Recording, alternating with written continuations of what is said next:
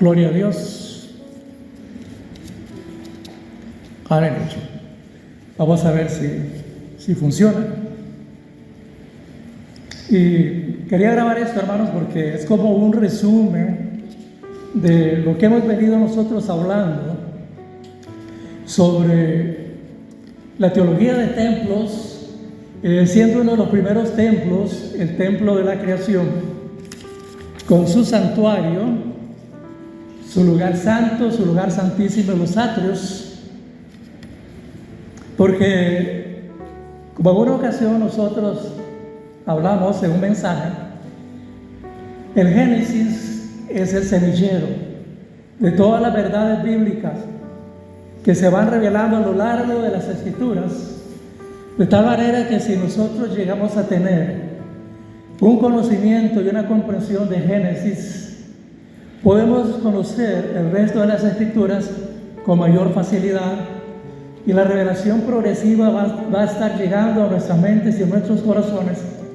para así nosotros crecer en el conocimiento, la voluntad y la misericordia de Dios. En octubre aproximadamente de este año, yo les envié al chat de la iglesia un artículo que un amigo, un hermano, un abogado, el doctor Fernando Zamora Castellanos, publicó en el diario La Nación, titulado Una visión asombrosa del Génesis.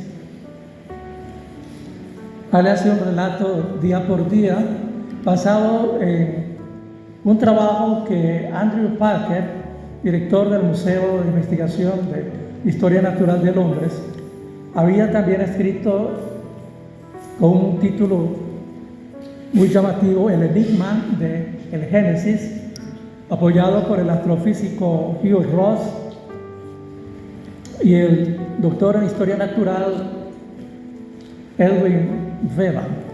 Todos ellos escribieron y dijeron que era asombroso cómo cada día de la creación del Génesis se correspondía con lo que ellos habían investigado y con la ciencia ha investigado sobre la creación. Esto nos va a permitir a nosotros hacer una apología de Génesis 1 y 2. Por eso la recomendación que ustedes leyeran los 56 versículos de los capítulos 1 y 2 y hacer esta apología. La apología o la apologética es una parte de la teología que trata sobre cómo defender nosotros bíblicamente y de acuerdo a nuestra fe todo lo que la Biblia expone, toda la revelación de Dios a través de las Sagradas Escrituras.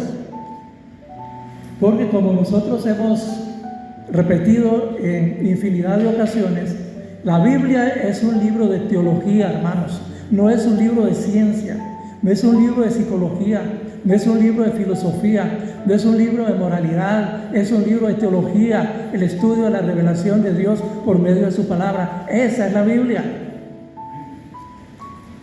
Y así es como la debemos de leer, meditar e interpretar y también enseñar. Por eso el título Teoría versus Fe o una apología de Génesis nos va a llevar por ese camino de defender la fe que nosotros hemos depositado en la palabra y sobre todo en la creación de Dios.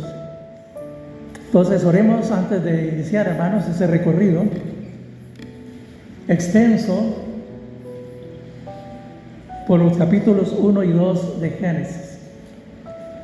Amado Padre Celestial y Dios Todopoderoso, siempre, Señor, gozando de sus misericordias nuevas este día, hemos venido aquí con corazones dispuestos. Ya lo hicimos, Señor, a través de las alabanzas cantadas, ahora a través de los diezmos y seguidamente por la palabra de Dios escrita, revelada por sus siervos, y la cual nosotros vamos a hacer usos para que sea su palabra la que se predique, no mi palabra.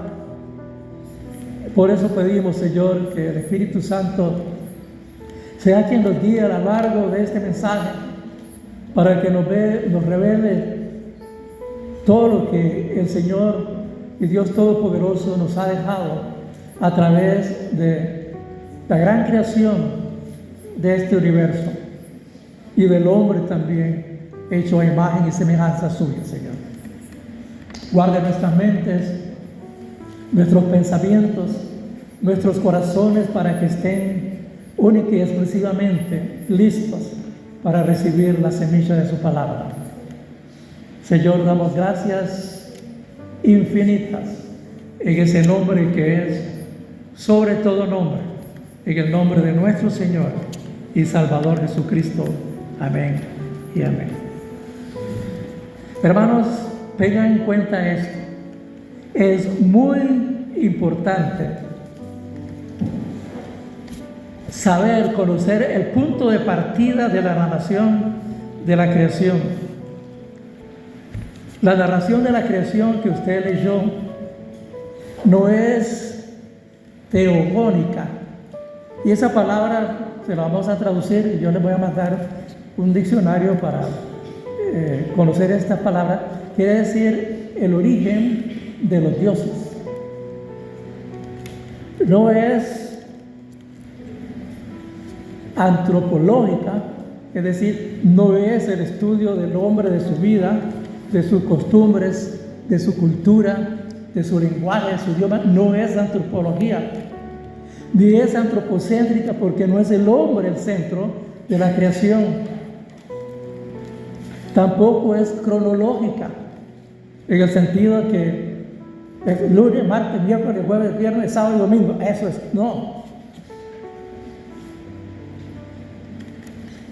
Tampoco, y mucho menos, es una tesis de ciencia. La narración no está escrita desde la perspectiva del punto de vista de la ciencia, desde el punto de vista humano. No está basada en el espacio-tiempo y en toda esa gran cantidad de datos que existen, que ahora los expertos en informática dicen el Big Data,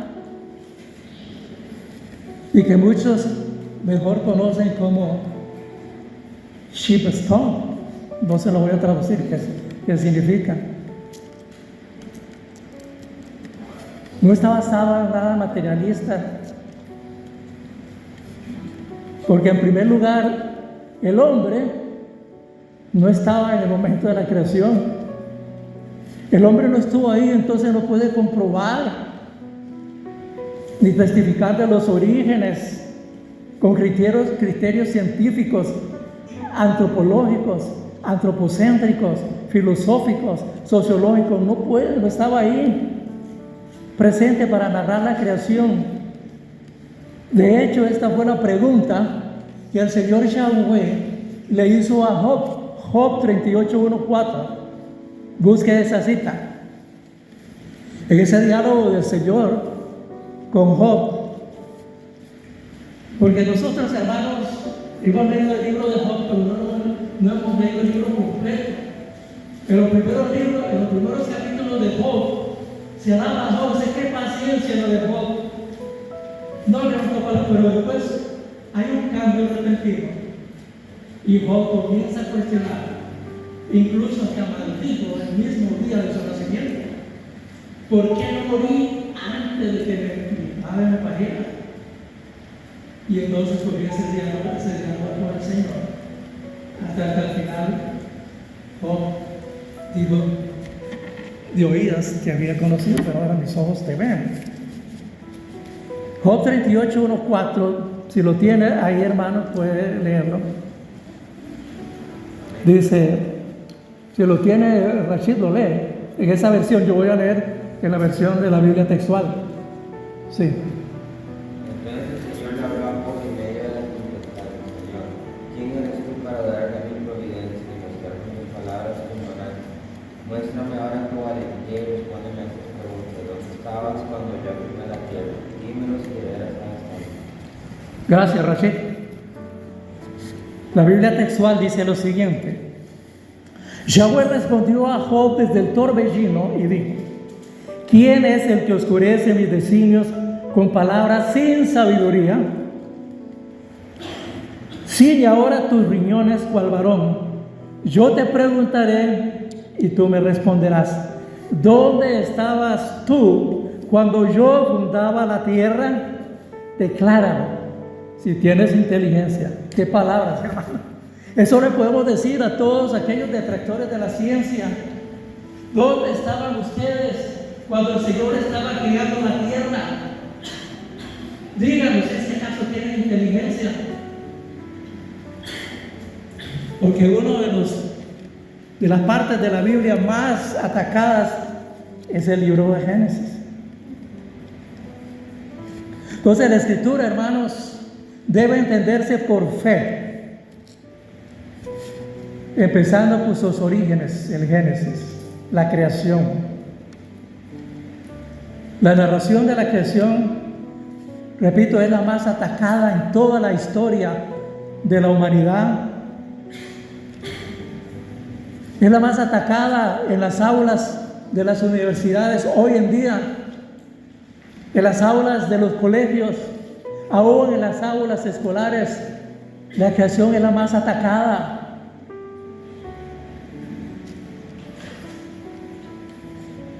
Y además es la más controversial, ya que pone en riesgo todas esas teorías teogónicas, cosmológicas y todo tipo de teoría humanista, filosófica, sociológica, las pone en riesgo, por no decir las pone en ridículo. Ya que la narración de la creación, la narración bíblica es de la perspectiva divina, es de la perspectiva del trono, del cielo, no del hombre. No es una narración histórica del ser humano, jamás. El libro de Génesis, de la creación, es el prólogo, es el inicio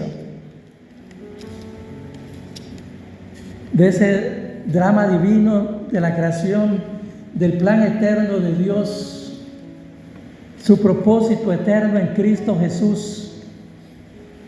Desde los mismos orígenes de la creación, nosotros debemos de distinguir ahí a Cristo Jesús revelado. El plan eterno, el propósito de Elohim, su propósito para la tierra y el cosmos.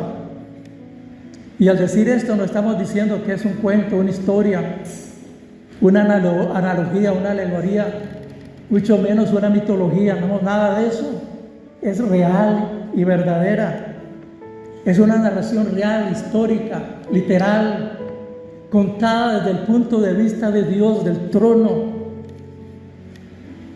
de su corte celestial. Y cuando decimos que tampoco es mitología, porque los que atacan la Biblia se van a unos escritos que fueron descubiertos hace muchísimos años en las ruinas de la antigua Babilonia. Se encontraron unas tablillas hechas de cerámica donde se escribía, y se dieron cuenta que había un libro llamado Enuma Elish, que el idioma babilónico significa desde lo alto, en el cual se hablaba de la creación. Se encontraron otros libros como Adrahasis, Adapa, la epopeya de Gilgamesh, que hablaban de un diluvio, que hablaban de la creación del hombre desde un punto totalmente diferente al Génesis. Y entonces ellos dijeron, como fueron escritos antes del Génesis, el Génesis se copió de esas escrituras. ¿Cómo defendemos nosotros esto que se está enseñándose en las universidades de hoy? Estoy seguro que muchos estudiantes han leído el Enuma Elish y no han leído el Génesis o las Sagradas Escrituras desde el punto de vista del cielo, del trono de Dios.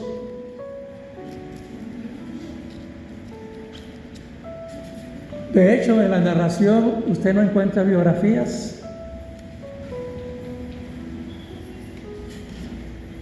procedencias del Dios que creó el universo de Yahweh, porque Él es inmanente. Oiga, Él es inmanente y al mismo tiempo trascendente. ¿Qué quiere decir esto? Es inmanente, entonces Él tiene sus atributos propios. Y también es trascendente porque va hacia afuera a expresarlo por medio de su palabra, por medio de la Escritura. Por eso ahí no hay ningún indicio de características de cultos ni nada de eso. No hay biografía de dioses como en estos escritos antiguos, porque en esos escritos, si usted los ha leído, se va a dar cuenta que hay una biografía de dioses, hay una guerra entre los dioses, hay muerte, hay destrucción. Si usted lee la narración del origen del mundo en el Numa Elis, se da cuenta que el mundo fue creado por una lucha entre dos dioses, entre Tiamat de la tierra, Axu del agua. Y de ahí de esa lucha viene la afectación del mundo. De ahí hay otra lucha más adelante con otros dioses. Se sacrifica a otro dios llamado Aquilo y de la sangre se forma el hombre. Y de ahí sale un dios que es Marduk, que se quiere poner como ejemplo de Yahweh. En la historia de Génesis usted no encuentra eso, jamás lo va a encontrar. Y entonces, ¿por qué se le da mayor credibilidad a lo que dice Numa Elis, a lo que dice las Sagradas Escrituras? Creyendo ser sabios, dice Pablo, se volvieron necios. Y entonces el Señor los entrega totalmente y les ciega el entendimiento para que oyendo no oigan y viendo no vean, como un juicio sobre ellos. Esos dioses no son preexistentes ni son poderosos de ninguna manera, por eso de allí surge la idolatría y las actividades cúlticas a esos dioses y esa adoración regional. Entonces la narración bíblica no da lugar a esos aspectos de cultos a los dioses, lo que excluye totalmente cualquier principio de idolatría. Usted no la encuentra en ninguna parte del Génesis. Entonces, hermanos, de ahí que la narración del Génesis es infalible, es inerrante, no se equivoca, no tiene errores y describe propósito y plan eterno de Dios en Cristo Jesús, y entonces sí, un plan para el hombre. Hasta entonces, ¿para qué? Un plan para el hombre para que en medio de su santuario, y recapitulamos, el Edén fue un templo original de Dios y había un santuario en el jardín, en el huerto, y allí en su presencia el hombre, la creación, las huestes celestiales, cada una según su orden se sometían a la voluntad de Dios, le daban honra, honor y gloria y alabanza. Ese es un propósito, un plan y propósito eterno de Dios, un templo, un santuario donde se daba esto, hermano. Vamos a leer Hebreos 1:2, Hebreos 11:1 y 3, porque la narración bíblica de la creación es para creerse por medio de fe, no por sociología, filosofías o por medio de la ciencia. nos vamos a dar cuenta de que todo cuanto fue creado, todo cuanto fue formado por Elohim fue por medio de su palabra, y Él sustenta toda esta creación por medio de su palabra. Leamos Hebreos 1 y 2.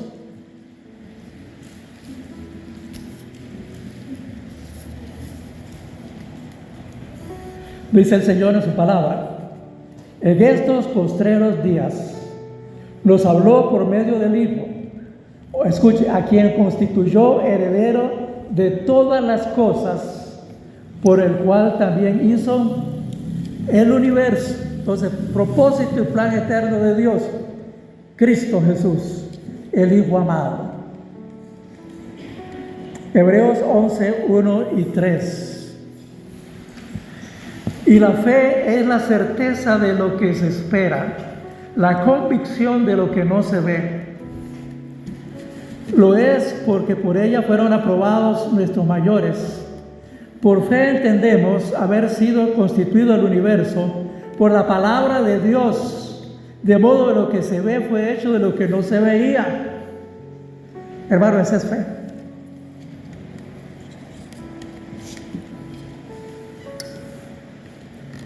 Entonces encontramos cuando estos científicos describieron esa visión asombrosa del Génesis, o el enigma del Génesis, se dan cuenta en el versículo 3, que yo les había dejado de tarea.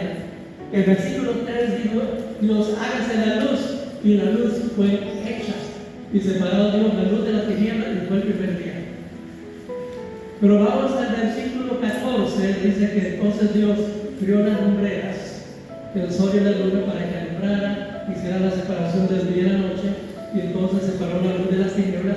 Y bueno, entonces, ¿cómo es que el principio del capítulo 3 dice que hubo luz, y el sol y la luna y todos los demás santos hasta el versículo 4? Eso es lo primero que le van a decir a un estudiante cuando llegue a la universidad.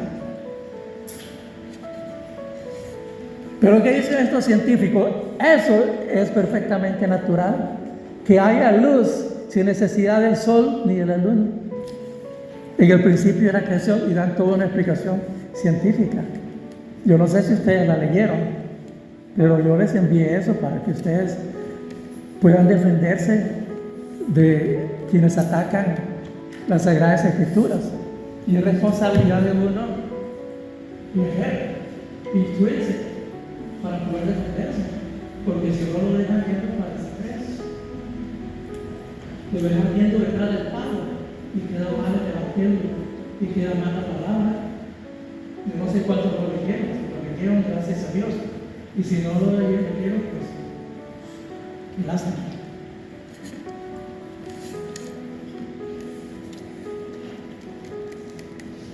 Entonces, una vez terminados los eventos nombrados en los anales del libro, día 1, día 2, día 3, día 4, etcétera, etcétera, que narra este libro celestial, concluye con la creación del hombre. Y esos escritores dicen que esto es totalmente cierto.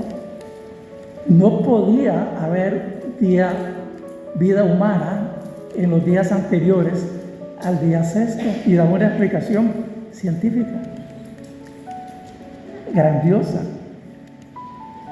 Entonces, esa historia del hombre en la tierra empieza cuando ya el hombre fue creado y se le dio el divino mandato en Génesis 1, 26, 27 y 28. ¿Usted sabe cuál es ese divino mandato? ¿Habrá alguien aquí que pueda decirme cuál es el divino mandato?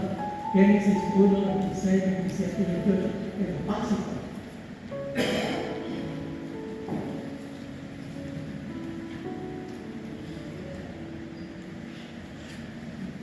Cuando el Señor dice: hagamos al hombre nuestra imagen y semejanza, varón y hembra los crió, y les dio un mandato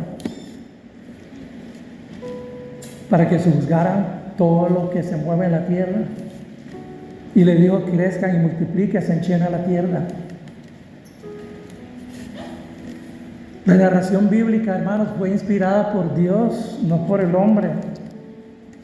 Y está escrita, hermanos, de una perspectiva, oiga, de reino, de sacerdocio.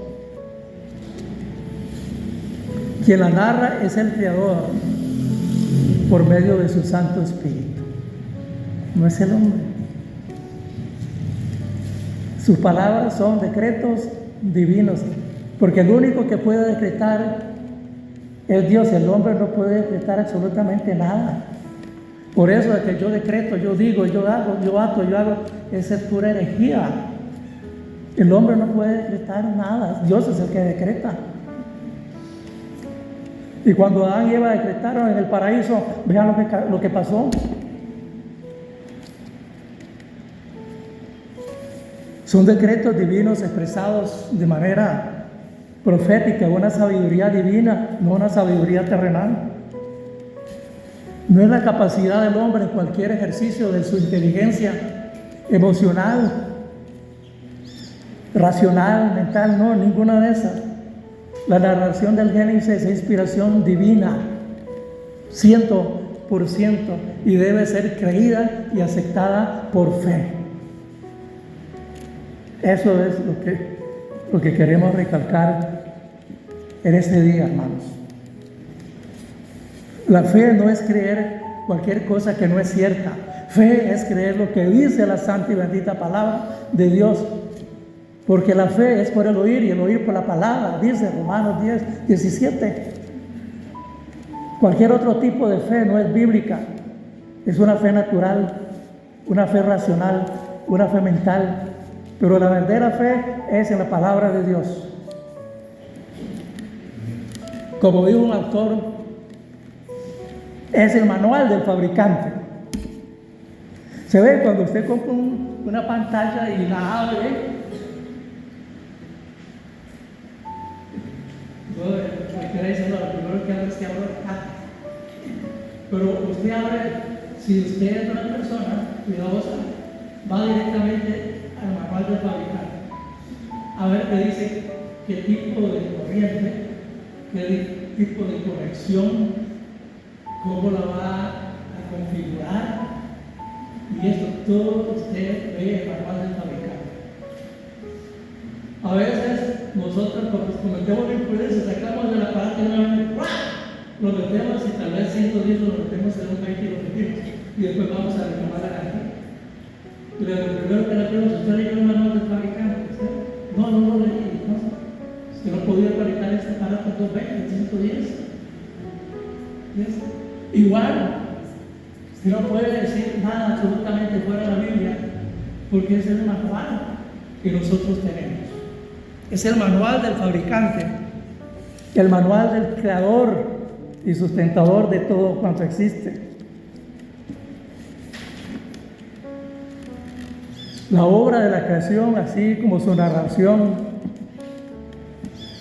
es desde un punto de vista de tiempo eterno, no cronológico. Eso no quita que en parte, pues sí, tenga que interpretarse en los días, día primero, día segundo, día tercero, día cuarto, día quinto, día sexto. Pero también bórrese de su memoria eso que le han metido, de que el primer día de la creación fue el lunes, el segundo día de la creación fue martes, el tercer día de la creación fue miércoles, el cuarto jueves, el quinto viernes, y el sábado es es el Shabbat de reposo. Shabbat no significa sábado, no sé dónde han sacado que es el sábado, el día de reposo. No existía ese calendario, Dios, dígame. ¿Por qué le ponemos esos días paganos a la creación si no existía el calendario? Después el Señor estableció un calendario, pero bíblico, no el calendario pagano por el cual nos regimos nosotros en estos días.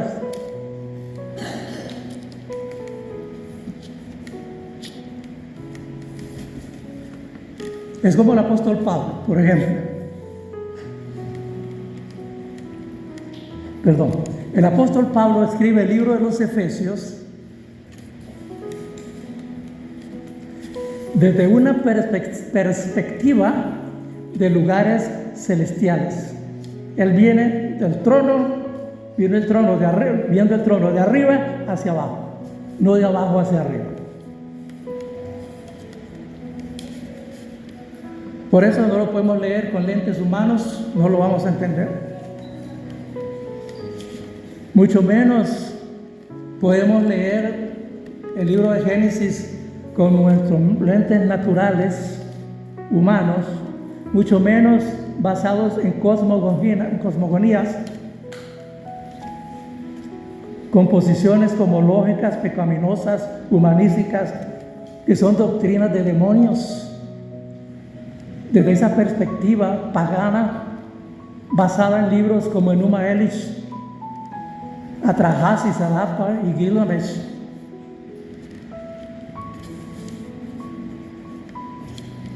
Escritos que Pablo llama y escribe a Timoteo, es doctrina de demonios. Todo eso que se enseña así es doctrina de demonios. Doctrinas que cierran el entendimiento del hombre. Segunda de Corintios 4:4, búsquelo. Cuando estamos leyendo desde una perspectiva del ente humano, utilizando libros como estos que hemos mencionado, son propuestas bajo la influencia del maligno, de una manera de interpretación desde el punto de vista de iniquidad, y se presta a herejías destructoras, doctrinas de demonios.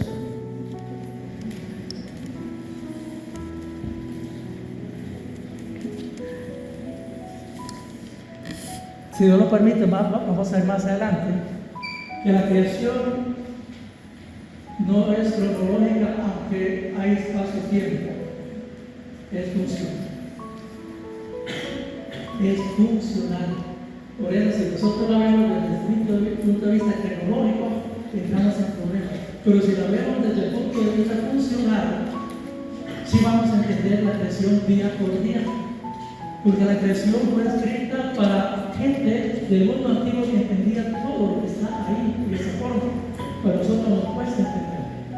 Entonces tenemos que recurrir a toda esa gama de interpretaciones que el Señor ha dispuesto para nosotros. Es como que digamos que yo escribo a alguien, yo construí una casa.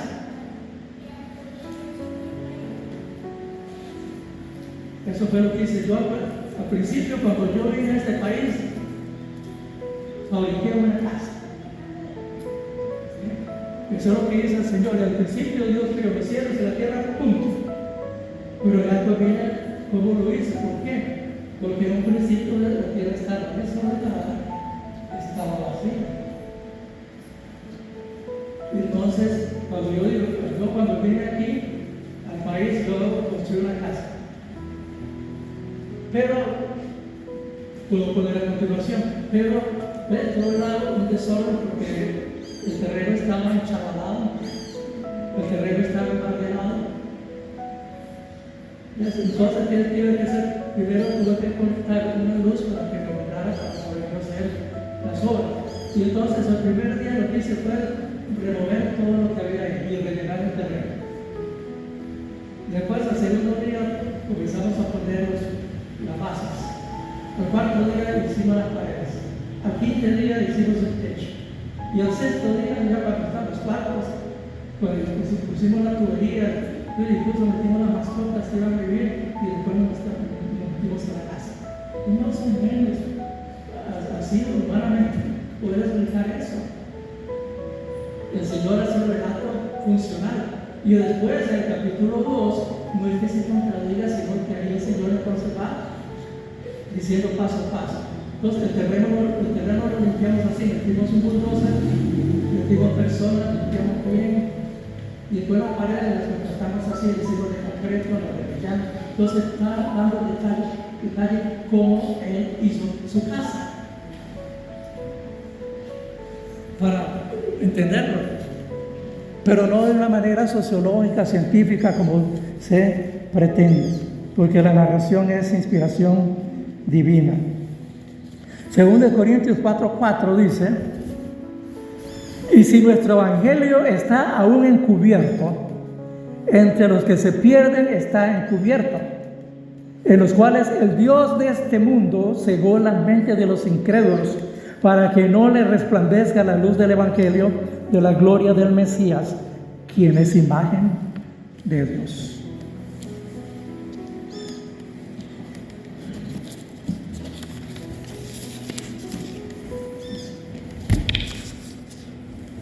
Hay algunas narraciones bíblicas, usted puede comprobar en las Escrituras,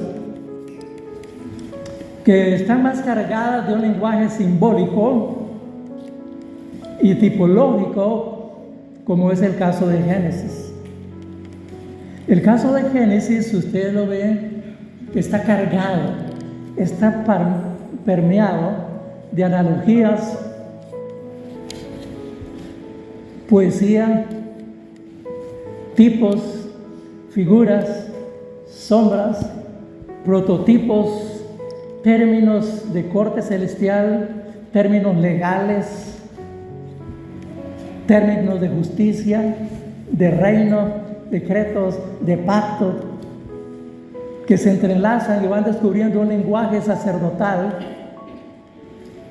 y monárquico, porque los primeros seres humanos eran reyes, eran sacerdotes, tenían monarquía sobre toda la creación, jerarquía sobre toda la creación, era un santuario.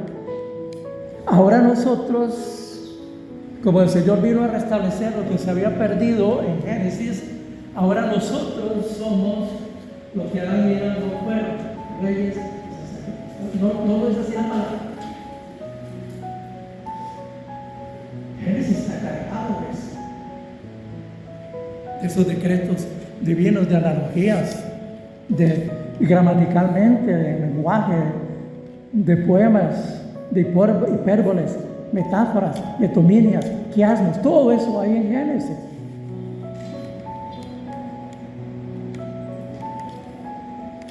Esos términos van describiendo todo ese proceso de la creación, lenguaje literario representando y resaltando personajes representados por los géneros masculinos y femeninos.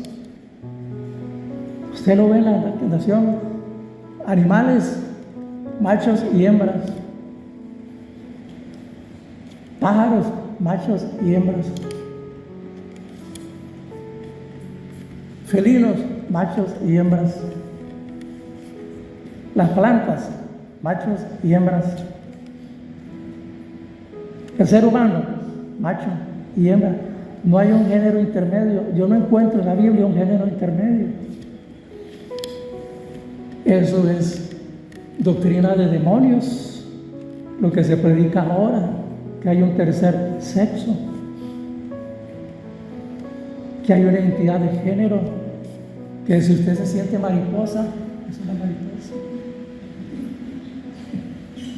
Usted se siente un pájaro, es un pájaro, pero se tira el campanario y se queda como una torta mal hecha. Entonces, cada uno, Dios creó todas las cosas según su género. Y todo lo que tiene con ese orden natural es diabólico. Está basado en el misterio de identidad, de rebeldía.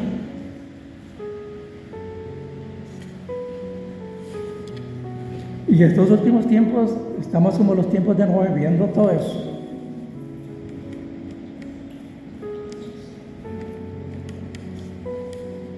Es un amor entre las partes.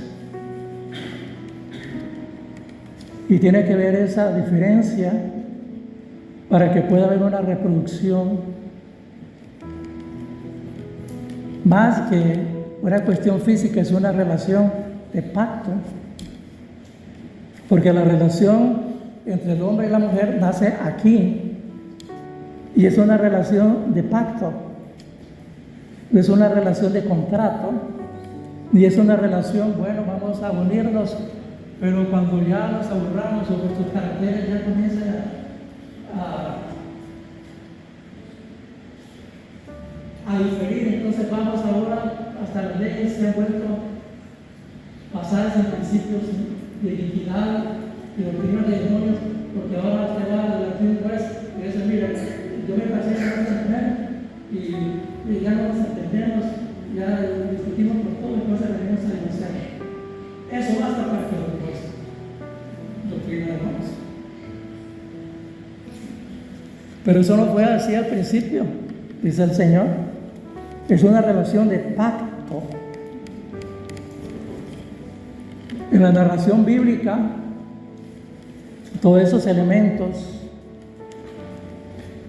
no representan dioses o demonios como las teologías paganas que se multiplicaban y nacían bajo principios de brujería y hechicería. En la Biblia, las aguas, las estrellas, los ríos y los montes son objetos naturales, no sobrenaturales, ni mucho menos dioses. Pero sí, ellos son símbolos que anuncian algo simbólico en términos de monarquía y de sacerdocio, con relación al amor entre el hombre y la mujer como pareja, y en medio del cual Elohim Adonai los hace uno. En Él es el que los hace uno. Al hombre y la mujer en unión matrimonial, quien los hace uno no es el sacerdote, no es el pastor, ni es el abogado el que los hace uno, es Dios por medio de una relación de pacto. Si nosotros entendiéramos bien eso, hermanos, no habría tantos divorcios como hay ahora. Es increíble la cantidad de divorcios que hay todos los días.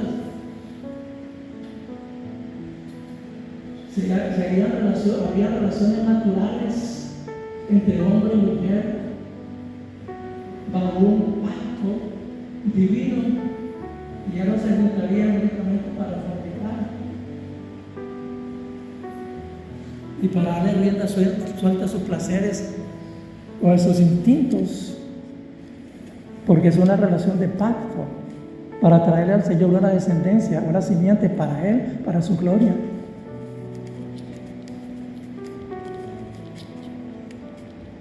De ahí, por eso, la Escritura habla de esa creación por medio del cual el Elohim crió y ordenó todo, desde un principio, un diseño natural, con el fin de ¿qué? De llevar gloria, llevar la gloria a Elohim, a Yahweh Elohim, su gloria.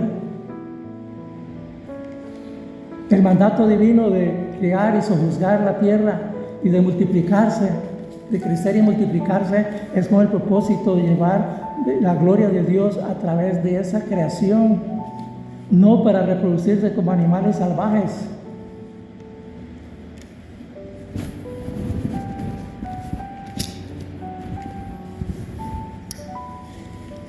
Entonces, en todo el Génesis, ustedes no ven conflictos, guerras, destrucciones.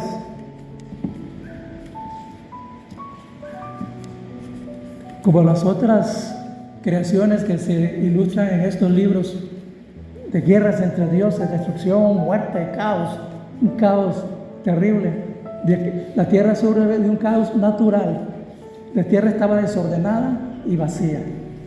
Y cuando dice vacía, es el término hebreo y griego que significa sin propósito. Porque tiene un montón de clavos, de cemento, de paredes, de bloques, todas esas personas no tienen propósito.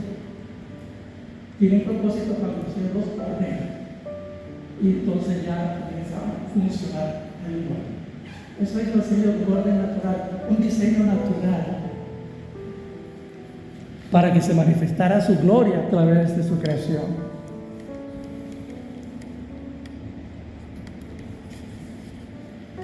Ese es el propósito, hermano.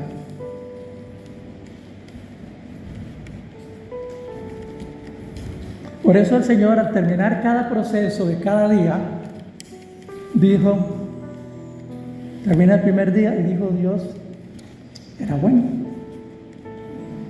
En 5 ocasiones usted las tuvo que haber leído por lo menos. Ahora le toca sacar en cada día cuando fue que dijo, y dijo Dios, era bueno. Y al llegar al 6º día dijo que era bueno en gran manera. Génesis 1:31. Dios vio que todo lo que había hecho era bueno en gran manera. Por eso, hermanos, no sé si ustedes conocen y han oído de una herejía que surgió en el siglo XV, creada por un teólogo llamado Simon Episcopius. Esa herejía después fue divulgada y proclamada por Scofield y por el doctor J. Vernon McGee. No sé si ustedes han oído hablar de estos dos personajes. Y modernamente fue hablada, proclamada por el pastor mexicano Armando Alducin, y es lo que se llama la teoría de la brecha o la teoría del gap. No sé cuántos han escuchado eso, ¿no?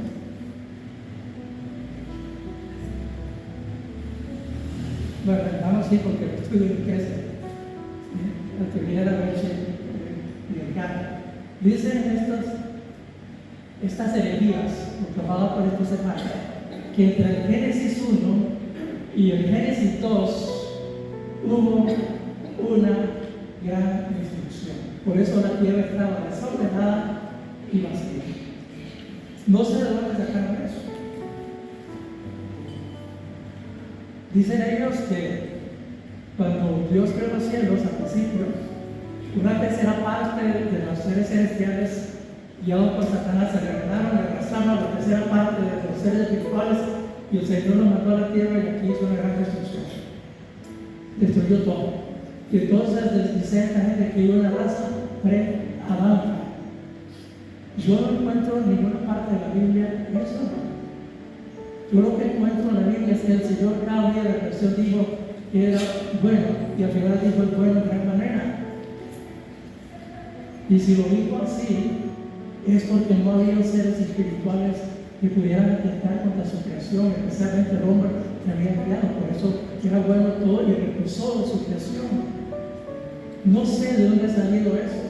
Seguramente lo copiaron de personas del mundo antiguo que inventaron esa fábula, esa mitología de esa destrucción. Es lo que se llama la teoría de la brecha, la teoría del gap. ¿Cómo iba la corte celestial a probar esto si había esa destrucción? Y como dice Job 38:7, cuando alababan todas las estrellas del alba y todos los hijos de Dios daban gritos de júbilo en el momento de la creación, ¿cómo podían haberlo hecho si había habido ese cataclismo y esa destrucción previa?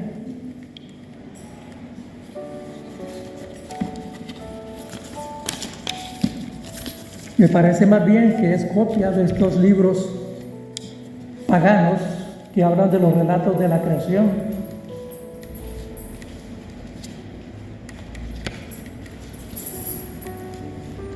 Entonces, ¿cómo puede decir la Escritura desde la perspectiva de la nación de trono que hay armonía y paz entre el cielo y la tierra cuando ha habido ese cataclismo, esa debacle, esa rebelión de los hijos del Altísimo?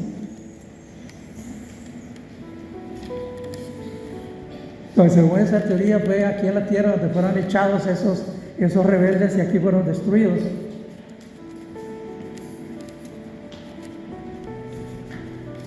¿Cómo mintió entonces el Señor al decir que era bueno en gran manera y que había armonía, había paz, había una relación entre el cielo y la tierra?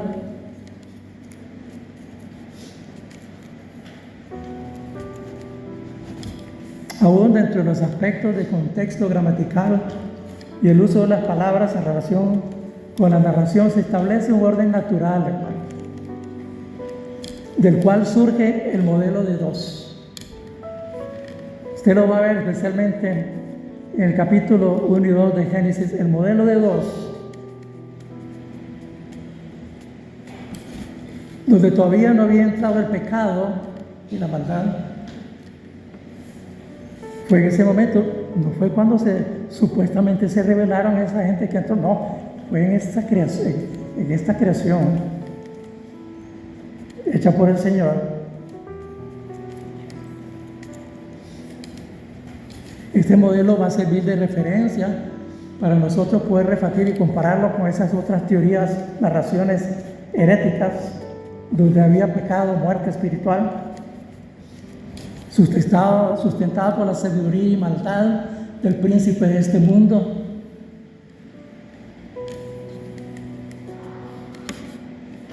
Todo lo contrario, la creación bíblica surge de un caos natural. No hay rebeliones, no hay pecado, no hay muerte, no hay destrucción.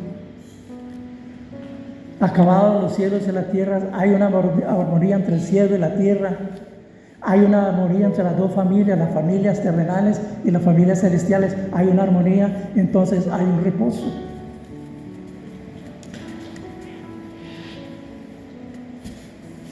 Ahora, después de todo esto ordenado, había que reproducirse de una manera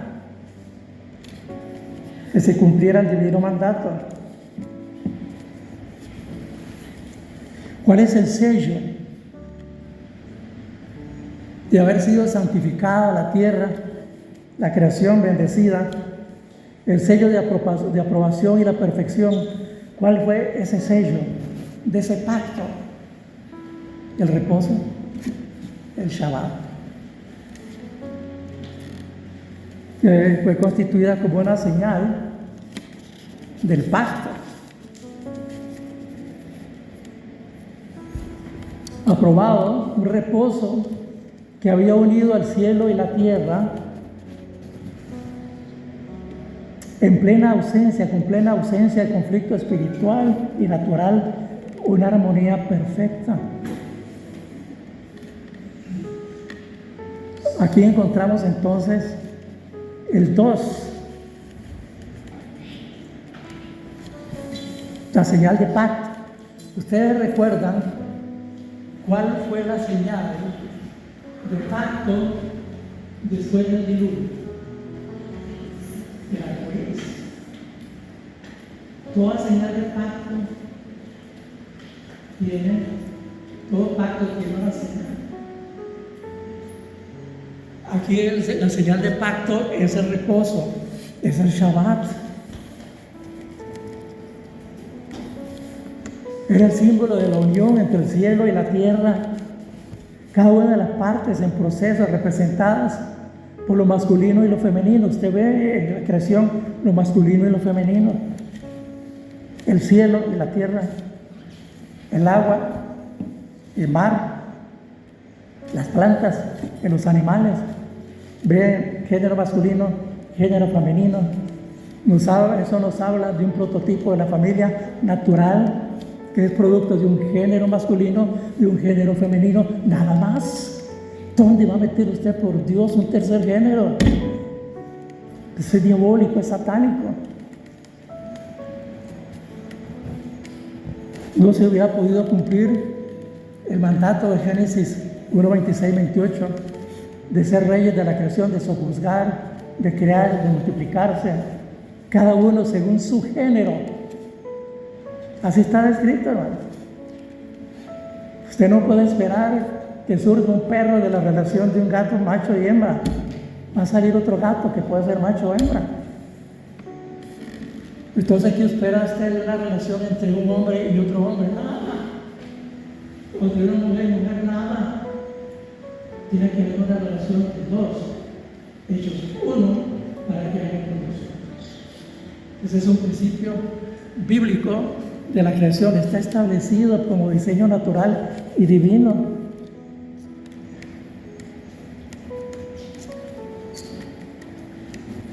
Eso lo podemos ver incluso en la creación, los símbolos de la creación, las estrellas representando los hijos de la luz, los peces en el mar, etcétera, etcétera. En cada uno están. Y decía, de eso estaba oyendo al pastor, no sé si ustedes han oído al pastor Josué Valle, Josué mío, un predicador. Yo pensé que lo estaba diciendo, era muy serio, pero no sé por qué le pasó. Y entonces, ustedes saben, mis hermanos, por qué Dios crió a la mujer.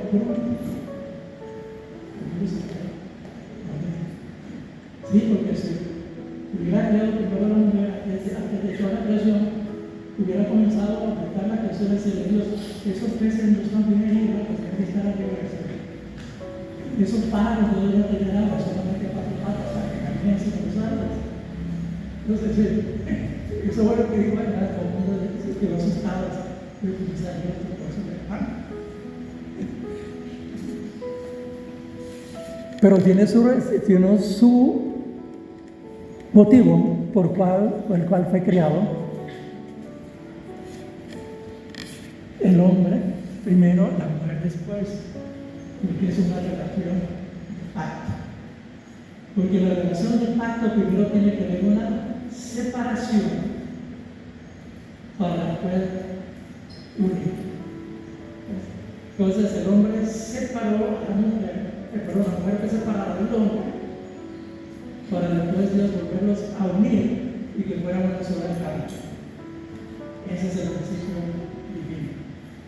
Y ese es el tipo y simbología de relación de Cristo con su iglesia. Es, como dice Pablo en Efesios 5, y adelante.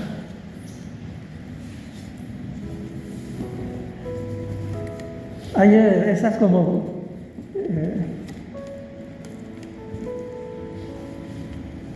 hay un relato de las canciones estas paganas y comienzan a introducir una serie de dioses y dioses femeninas, comenzando con Diana de los Efesios. Después Cronos y Rea tuvieron una relación y nació la diosa Demeter de la agricultura. También para las mitologías andinas, la Pachamama o la Madre Tierra, que muchos usan los ecologistas para hablar de la Madre Tierra. La Tierra no es ninguna madre de nadie. Esa es una investigación pagana, una creación pagana. En la mitología azteca, Coatlicue. Hay en la mitología china, Uoto. Maganga en la India, la reina del Ganges. Y eso fue copiado cuando el paganismo entró a la religión romanista, entró a país. Tenían que copiar algo pagano para igualar todas esas tecnologías paganas. No hay diosas femeninas. Entonces, veamos cómo el enemigo va metiendo esto en las iglesias, en las costumbres, en la sociedad, en la educación, en la filosofía, en las religiones, en el humanismo. Esto es lo que Pablo llama la fortaleza del enemigo. Entonces, en toda la relación bíblica no hay figuras de diosas. Lo que hay es figuras y analogías, sombras, en casi todos los días de la creación.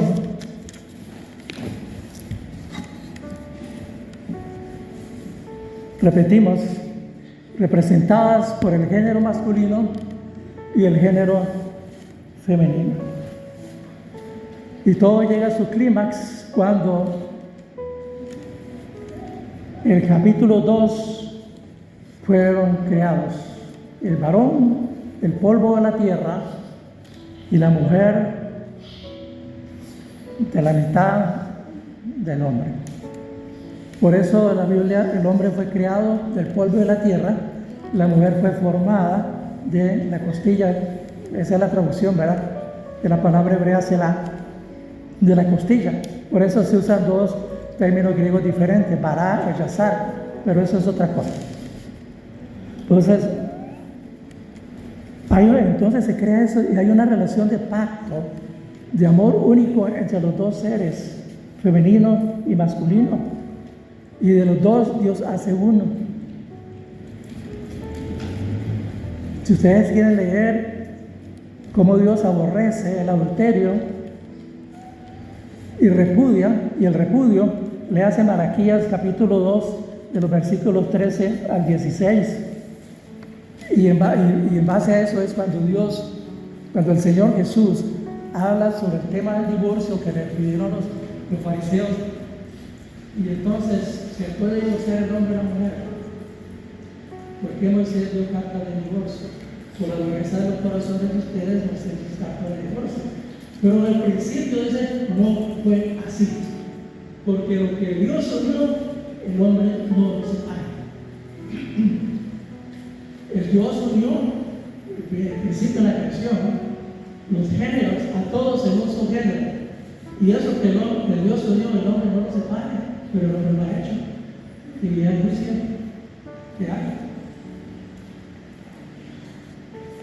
Y cada vez que los gobiernos transgreden las Sagradas Escrituras, traen juicio sobre la nación, traen juicio sobre las familias.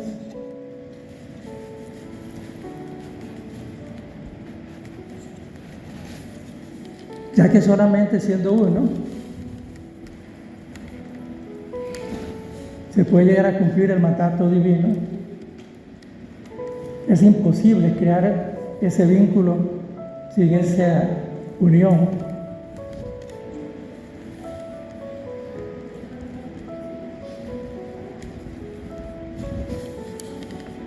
Sería imposible para llenar toda la tierra de su gloria. Toda la creación testifica delante del trono de Dios de estar todas las cosas en armonía,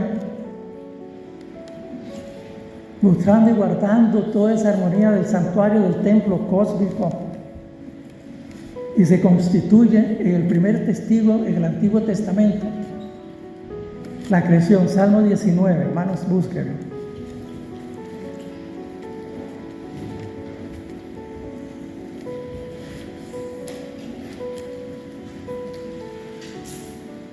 Por eso en Romanos dice, no hay ninguna excusa, porque desde el principio hubo señales en los cielos, que es lo que conocemos como profecía cósmica.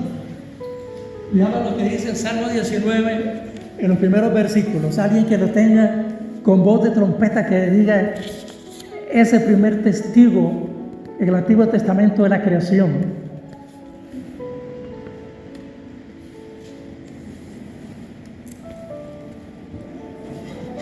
Sí. Los cielos cuentan la gloria de Dios y el firmamento anuncia la obra de su mano. Correcto. Día tras día vierte su mensaje y noche tras noche da a conocer la sabiduría. Y ahí sigue hasta el versículo 7, 6, es lo que llamamos profecía cósmica. Ahí se está anunciando la gloria de Dios, la existencia de un Dios. Y después del versículo 7 al 14, es el otro testigo, la revelación especial, la palabra revelada, la ley y los profetas. Habla de la ley, todo habla de la ley. Si sigue leyendo el Salmo 19, si alguien lo tiene puede leer del 7 al 14. Está hablando de la ley. Sí.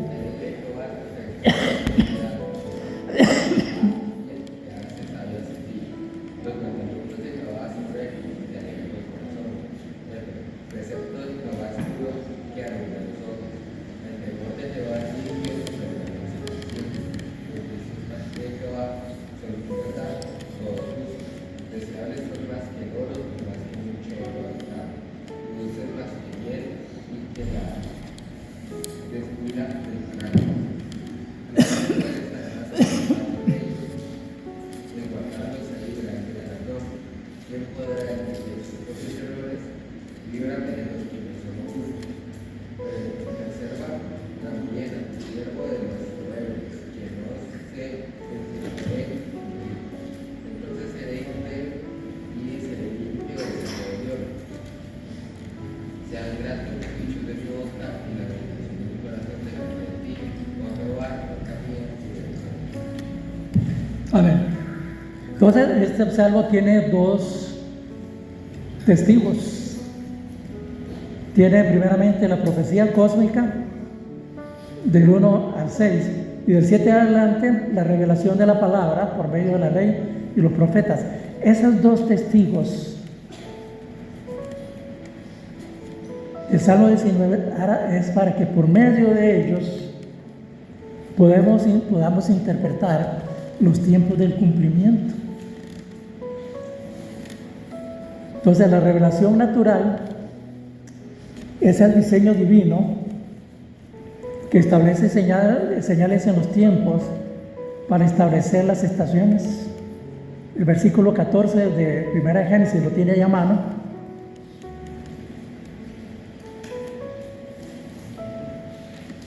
Habla de ese diseño natural para establecer el calendario bíblico por el cual el hombre debía regirse.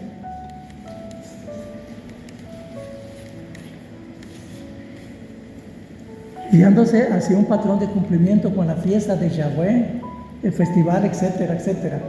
El versículo 14 habla de las estaciones, para las estaciones, los días, y la palabra que usa para estaciones es la palabra hebrea moed, que significa fiesta. Entonces, para establecer las fiestas, las festividades, la traducción, hay una traducción, creo que es el lenguaje actual, no, palabra de Dios para todos, que lo traduce así. Después dijo Dios que haya lumbreras en el firmamento del cielo para poder así separar el día de la noche y para que sirvan para señalar los días, los años y las festividades. Es la palabra moed. Eran señales proféticas que apuntaban hacia nuestro Señor Jesucristo. Entonces, este diseño natural que vemos aquí, hermanos, que es una relación de pacto, formaría ese ambiente idóneo según los propósitos eternos para los seres vivos y sus funciones, la función del varón y mujer, varón y hembra. Ahora toda la creación ha sido invitada para unirse a ese santuario para celebrar esa unión.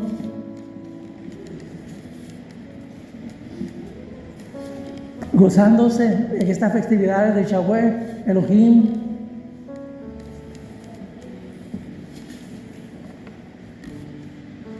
Gozándose en un gozo, no el gozo que da el Señor de ser reyes, de ser sacerdotes, del santuario natural, juntamente los hijos terrenales con los hijos del cielo en plena armonía. Una unión celestial que reúne a la familia en la tierra con la familia en el cielo. Dos familias separadas, pero unidas por el vínculo del amor, de la unión, establecidas por el Señor en su creación.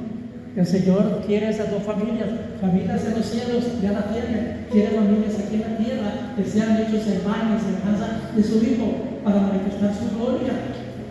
Por eso, nosotros no vamos a vivir en el cielo, hermanos, no vamos a vivir en la tierra aquí, en una ciudad diferente, una tierra nueva, cielos nuevos, tierra nueva. Somos criaturas para vivir aquí en la tierra.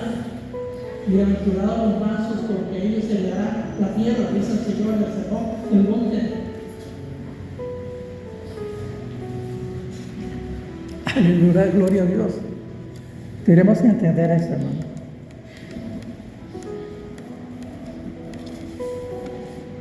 Es la señal, y en segundo lugar llega al cumplimiento profético en Cristo Jesús.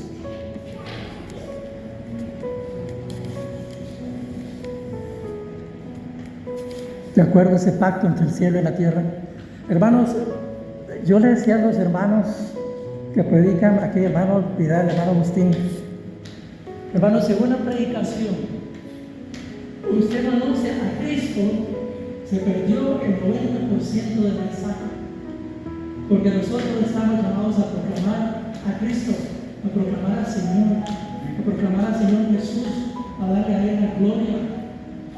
No estamos llamados a proclamar lo mismo, ni proclamar cosas para que usted se sienta bien,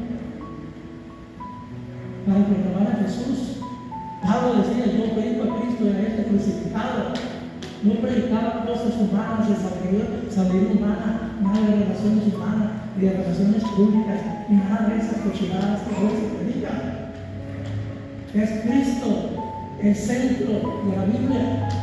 Cristo el centro de la creación, del objeto de la creación, el propósito y plan eterno de Dios es Cristo. La iglesia fundada para complementar a Cristo, para que tenga un cuerpo que se manifieste aquí en la tierra, tenemos que entender eso. Hermano, no es para acá. Detrás de las señales y los milagros, eso ya pasó. Eso fue en el mundo antiguo, para que la gente pudiera creer un mensaje de señal, y ni siquiera eso sirvió para que creyeran. Porque ahora tenemos la palabra revelada, la más segura, la palabra profética, el más seguro que tenemos, dice Pedro, como antorcha que alumbra el lugar oscuro. No ande detrás de los milagros, detrás de las señales, porque eso ya pasó. Ahora tenemos la palabra escrita, la palabra revelada. A eso es lo que tenemos que hacer caso a nosotros. Y eso es lo que tenemos que predicar. Eso es lo que tenemos que hablar.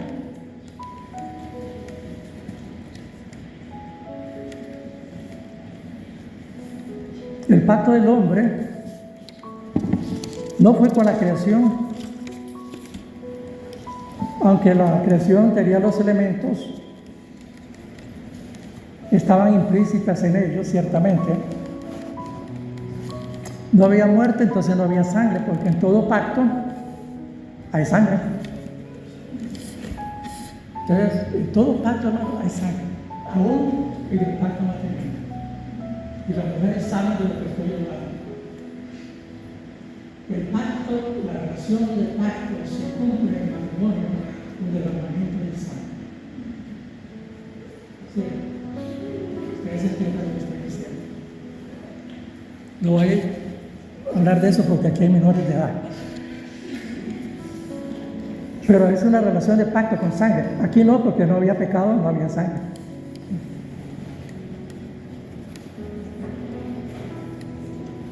Había una relación, no de sangre, pero sí de obediencia.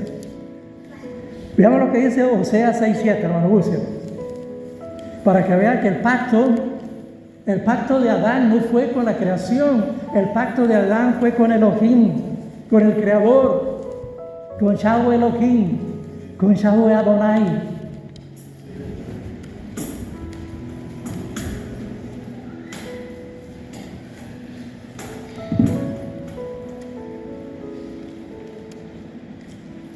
Oiga, se me fue el tiempo.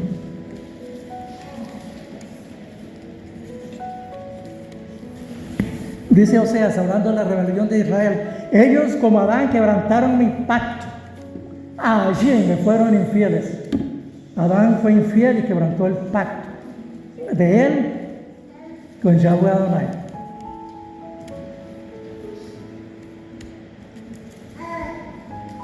Entonces, hermanos, concluimos. Todo esto es por fe.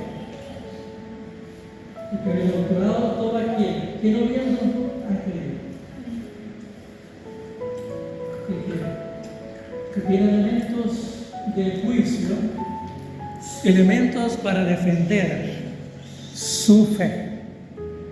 Así que, hermanos, yo voy a ver si quedó bien la grabación, se lo mando. Si no quedó bien, no se la mando. Espero que siga. Oremos, hermanos. Señor y Dios Todopoderoso y bendito Señor, Dios y Rey del universo, gracias, Padre, porque por medio de la revelación de su palabra hemos podido reafirmar nuestra fe, que todo lo que ha sido creado, ha sido por su santa y bendita palabra. Y toda la creación se sustenta por medio de su palabra. Queremos, Señor, dar gracias por esa creación maravillosa que nos habla de una relación de pacto, de una relación de matrimonio, de dos siendo uno. Por eso ahora nosotros somos uno con el Señor Jesucristo, en esa relación de pacto, el pacto de sangre, su sangre. Ayúdenos, Señor, a comprender todo esto, Padre, porque es parte de un proceso de crecimiento que ha sido olvidado, porque su iglesia tristemente, Señor, se está llenando de doctrinas de demonios, de doctrinas humanistas, sociológicas, filosóficas, y se ha olvidado de Cristo. Por eso Él está ahora a la puerta tocando. Y dice que si alguno oye su voz y abre la puerta, Él está y cerrará. Esa es una revelación del Señor de la iglesia de los últimos tiempos. Que ha sacado a Cristo y ha aceptado al hombre como centro de la predicación. No queremos que esto acontezca, Señor, en nuestra congregación. Por eso, Padre, guarda nuestra mente, nuestros corazones en Cristo Jesús, Señor y Dios. Amén.